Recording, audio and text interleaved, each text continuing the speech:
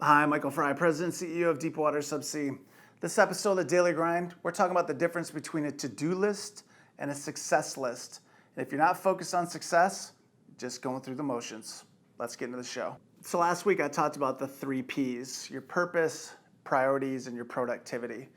What I want to talk about today though is Pareto's 80-20 rule, and basically that's, 80% of the results come from 20% of the effort. Now you can take that number any way you want to go. You could say 10% of your effort produces maybe 90% of your results, or 70%, it doesn't matter. The thing that I want you to focus on is what are the true things that you're doing each and every day that produce the most results.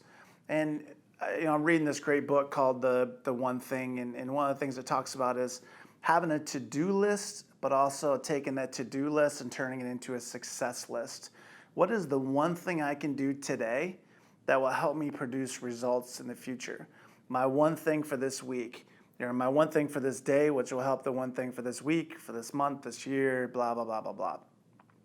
So as we go through these challenging times, it's very easy for us to lose focus. Focus on the big picture, focus on the here and now. And what I want you to think about is when you're going through your day, your daily task list, what are the tasks that you have that you should put into a success list? If we want to be successful, what's the one thing I should be doing today that'll help us in the big picture, will help us in the long run, which will help us stay competitive in the marketplace? A lot of times people don't focus on that. They focus on the to-do list, not the success list.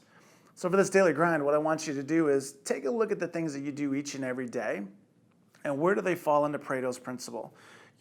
Are you actually doing tasks that produce results? I talked about it way back in the beginning of the Daily Grinds about John Wooden had a great quote of, are you being active or are you being productive?